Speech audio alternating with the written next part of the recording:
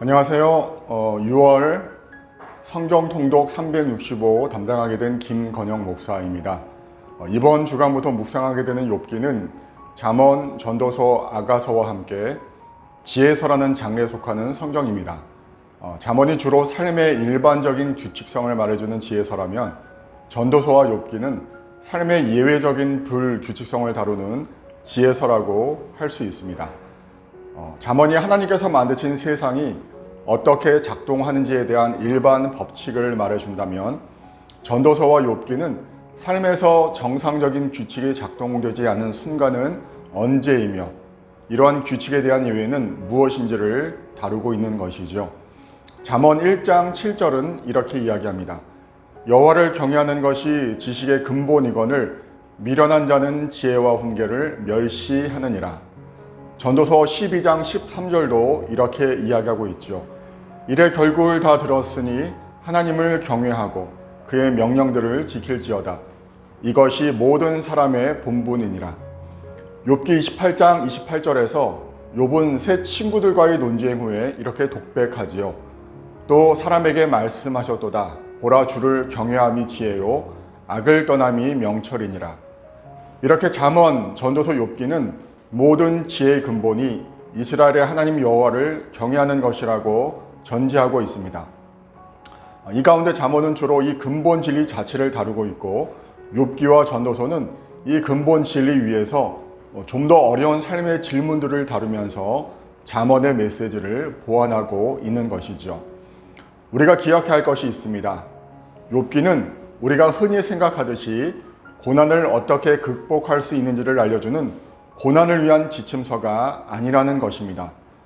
욥기는 우리가 고통받는 이유를 정확히 알려주지 않으면서 동시에 모든 고통이 개인적인 죄의 결과가 아님을 분명히 보여주고 있습니다. 오히려 욥기는 고난받는 의인이 겪고 있는 폭풍 같은 고난 중에서도 자신의 신실함을 하나님 앞에서 변호하는 일종의 시험에 관한 지혜서라고 볼 수 있는 것이죠. 간략하게 이번 주에 통독할 분량인 욥기 1장부터 28장까지의 내용을 정리하면 다음과 같습니다. 욥기 1장에서는 욥기의 배경을 이루는 그런 내용을 다루고 있는데요. 재난 당하기 이전에 욥의 부요함과 경건한 신앙을 보여주고 있습니다. 이어 천상에서 하나님과 사탄의 이야기가 등장하고 있지요.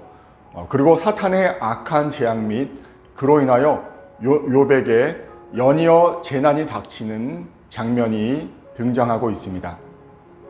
이 장에서는 첫 번째 시험에서 실패한 사탄이 두 번째 시험에서 욥의 전신에 종기가 나게 하죠.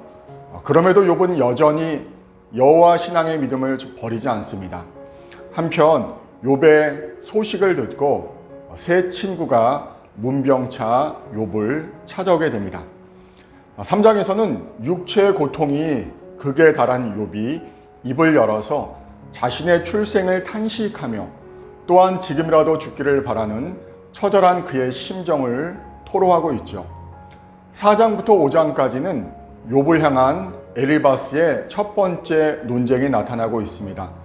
세 친구 중에서 가장 연장자인 엘리바스는 인과응보의 논지를 펼치면서 욥에게 하나님께 참회하고 또한 하나님의 징계를 달게 받을 것을 충고하고 있습니다. 6장부터 7장까지는 엘리바스의 1차 논쟁에 대한 욥의 변론입니다. 욥은 자신은 불의한 존재가 아니므로 자신의 고통은 결코 죄 때문이 아니라고 힘주어 변호합니다. 덧붙여 욥은 인생의 허망함을 탄식하면서 연약한 인간에게 임하는 고통을 토로하고 있죠. 8장에서는 욥을 향한 빌닷의 첫 번째 논쟁이 나오고 있습니다. 빌닷은 욥에게 임한 고통은 하나님의 심판에 따른 것이며 악한 자들의 삶은 필연적으로 절망에 이른다는 논지를 펴니다. 9장부터 10장까지는 빌닷의 1차 논쟁에 대한 욥의 변론입니다. 먼저 욥은 하나님과 인간 사이에 절대적인 괴리를 강조한 후에 이 둘 사이에 중보자를 기대하고 있습니다. 이어 욥은 자신이 당하는 고통의 이유를 하나님께 질문하고 평안한 휴식을 소망하지요. 11장에는 욥을 향한 소발의 첫 번째 논쟁이 나타납니다. 소발은 이론적인 교리에 근거하여서 욥의 고통이 하나님의 징벌로 인한 것으로 이야기하지요. 또한 욥의 회개를 전제하면서 미래의 소망을 제시합니다. 12장부터 14장까지는 소발의 1차 논쟁에 대한 욥의 변론이 나타납니다. 욥도 역시 하나님의 절대 주권을 인정하지요. 하지만 욥은 자신의 의로움을 주장하면서 죽음을 무릅쓰고라도 하나님과 더불어 변론하기를 갈구합니다. 덧붙여 인생의 무상함을 이야기하고 있습니다. 15장에는 욥을 향한 엘리바스의 두 번째 논쟁이 나타납니다. 욥의 자기 번호에 분기한 엘리바스는 전통의 권위에 근거하여 욥의 변론을 공박하고 또한 욥의 허물을 책망하고 정죄하는 모습을 보여주고 있습니다. 16장부터 17장까지는 엘리바스의 2차 논쟁에 대한 욥의 변론이죠. 친구들에게서 위로를 얻지 못한 욥은 이제 하나님을 바라보며 자신의 문제를 해결할 중보자를 갈구합니다. 그러면서 현재의 고통보다 차라리 죽음을 동경하는 모습을 보여주고 있습니다. 18장은 욥을 향한 빌닷의 두 번째 논쟁입니다. 욥의 변론에 감정이 악화된 빌닷은 급기야 욥을 교만한 악인으로 규정하면서 욥을 심히 꾸짖으며 정죄하지요. 19장에서는 욥이 빌닷의 2차 논쟁에 대해 변론합니다.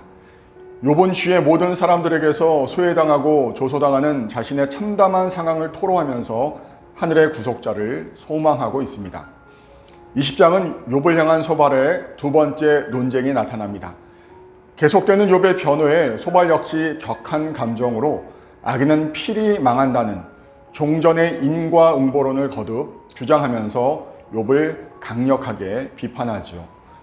21장은 소발의 2차 논쟁에 대한 욥의 변론입니다. 욥은 세상에서 보여지는 의인의 고통과 악인의 형통을 지적하면서 자신에게 적용시키고 있는 그 인과응보의 논리가 허구임을 지적하고 있습니다. 22장은 욥을 향한 엘리바스의 세 번째 논쟁입니다. 인과응보론의 잘못을 주장하는 욥의 변론에 대해서 엘리바스는 그것을 하나님의 주권에 대한 모독이라고 반박하며 욥의 회개를 촉구하죠. 23장부터 24장까지는 엘리바스의 3차 논쟁에 대한 욥의 변론이 나타나고 있습니다. 친구들의 공격에 답답함을 느낀 욥은 오직 하나님을 향해 자신의 결백을 호소합니다. 그런 후에 욥은 의인의 고통과 악인의 형통까지 모두 하나님의 주권 아래에 있음을 고백하지요. 25장은 욥을 향한 빌닷의 세 번째 논쟁입니다. 빌닷은 하나님의 어미하심과 위대하심에 근거하여 자기 변호에 열중하면서 회개하기를 거부하는 욥의 행위를 비난합니다. 26장은 빌닷의 3차 논쟁에 대한 욥의 변론이 나타납니다. 욥은 반어적인 표현으로 빌닷의 주장을 일축한 후에 자신의 신앙에 근거하여 하나님의 전능하고 광대한 성품과 능력을 고백합니다. 27장부터 28장까지는 세 친구 모두를 향한 욥의 변론이자 욥의 1차 독백이 나타나고 있습니다. 욥은 자신의 순전함을 주장하면서 악인에게 임할 하나님의 심판을 이야기합니다. 계속해서 욥은 지혜의 가치를 노래하면서 오직 하나님을 경외하는 것이 지혜의 근본임을 강조하고 있습니다.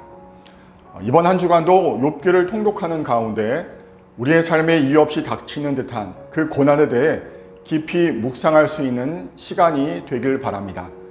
더 나아가 우리가 원하는 답과 결과가 나타나지 않아도 우리가 처한 상황과 구체적인 어려움보다 더 크신 하나님의 은혜와 동행하심이 우리와 함께 있음을 믿음으로 바라보며 주님과 함께 평안과 은혜의 시간 되시기를 소망합니다. 감사합니다.